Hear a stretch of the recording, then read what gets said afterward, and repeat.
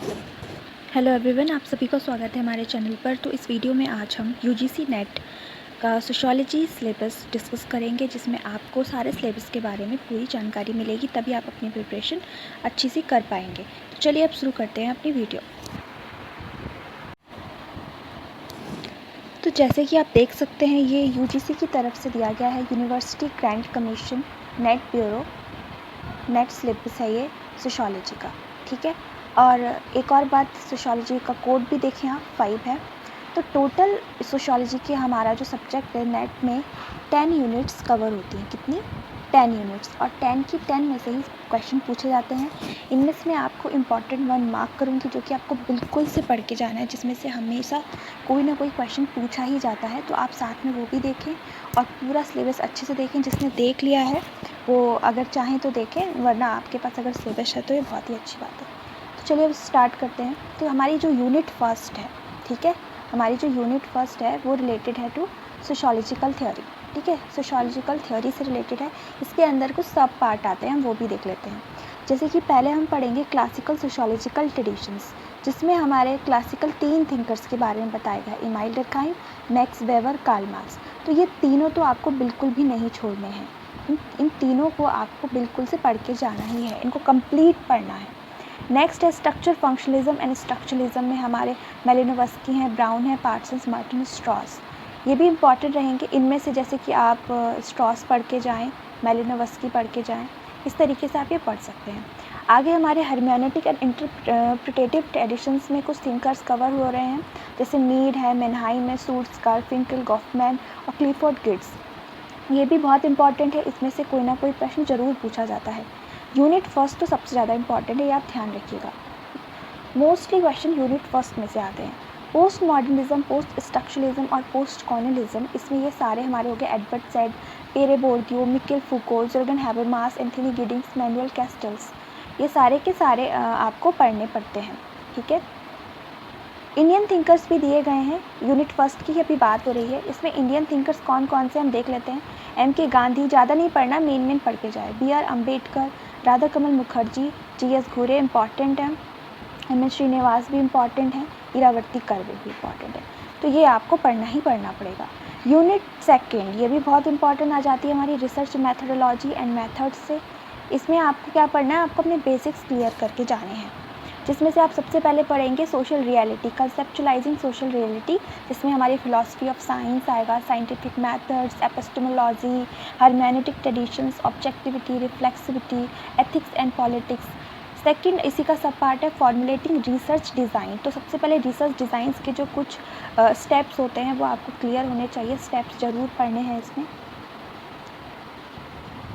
Steps इसके आगे हम आगे देखते हैं reading social science research data documents, induction, deduction, fact, concept, theory, hypothesis, research question, objectives. Next है हमारा क्वांटिटेटिव एंड क्वालिटेटिव मेथड्स, जिसमें आएगा ethnography, survey method, historical method, comparative method. ये 4 के 4 इसमें आते हैं।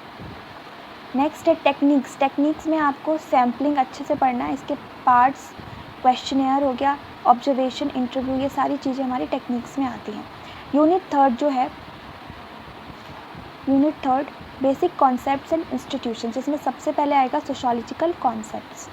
Next is social structure, culture, network, status and role, identity, community, diaspora, value, norms and rules, personhood, habitus, agency, bureaucracy, power and authority.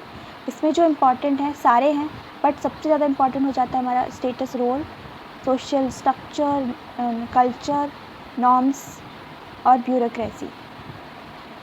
Next है social institution. Social institutions में हमें marriage, family, kinship, economy, polity, religion, education, law and customs. Stratification में देखते हैं क्या आएगा, social differences, hierarchy, inequality, marginalisation, caste and class, gender, sexuality, disability, race, tribe and ethnicity.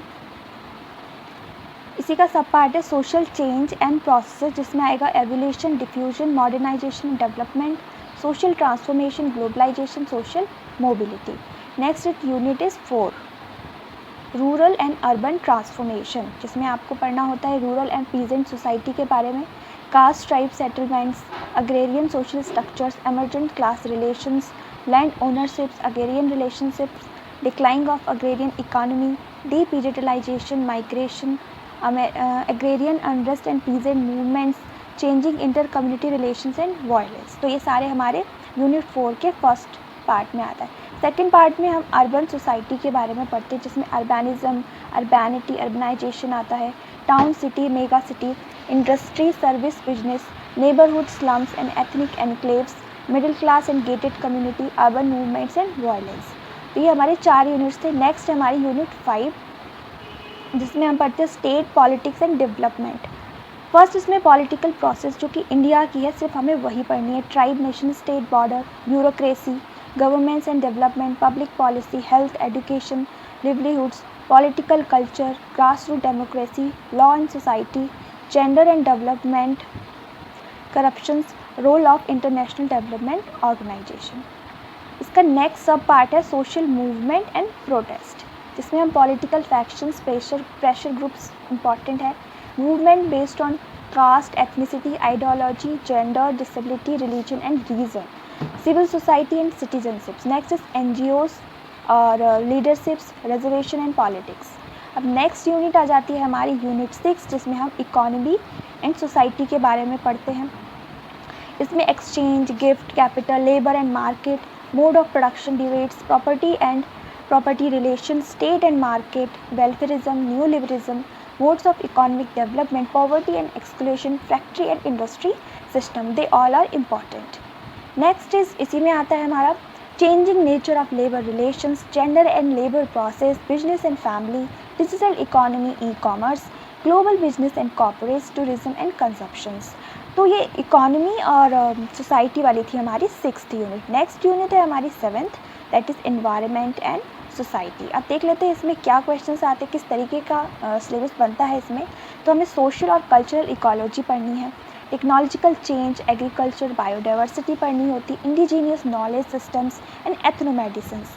Next is gender and environment, forest policies, Adivasis, exclusion, ecological degradation and migrations पढ़ना पड़ता है, development, displacement, rehabilitation, water and social exclusion, disaster and community response, environmental pollution, public health, disability, climate change and international policies, environmental movements। तो ये हमारे 7th unit के part है।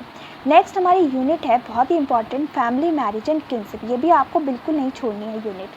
Theoretical approaches आते हैं like structure, functional, alliance and cultural, gender relation and power dynamics, inheritance, succession and authority, gender, sexuality and reproduction, children, youth and adulthood, emotions and family, emergent forms of family, changing marriage practices, changing care and support systems, family law, domestic violence and crime against women, honor killing। तो ये आपको बहुत important है, पढ़ना ही पढ़ना पड़ेगा।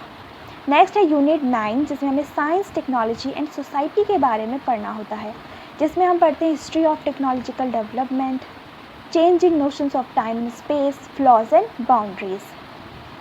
Virtual community is very important, media important है, media, print, electronic, visual, social media, e-governance, surveillance society, ये भी important है।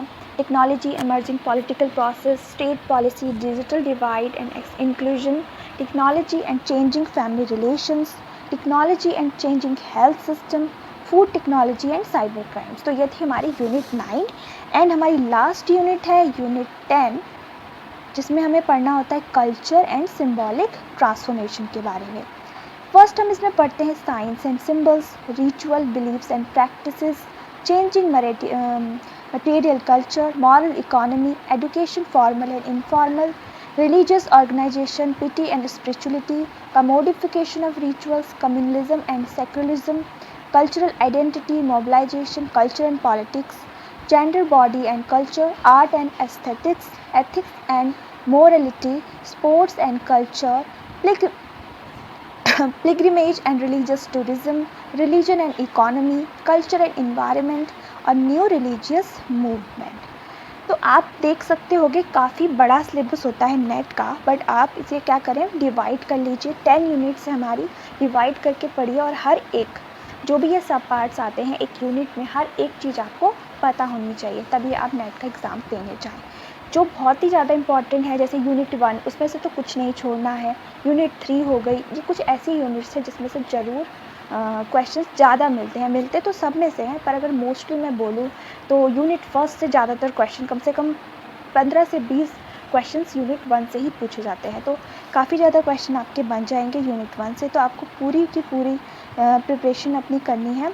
तो अगर आपको ये इसका आप चाहें तो साथ साथ में स्क्रीनशॉट ले सकते हैं, या फिर मैं इसको क्या करूँगी, PDF का लिंक दे दूँगी। तो चलिए, thanks for watching this video, और अपनी प्रिपरेशन ऐसे ही करते रहिए।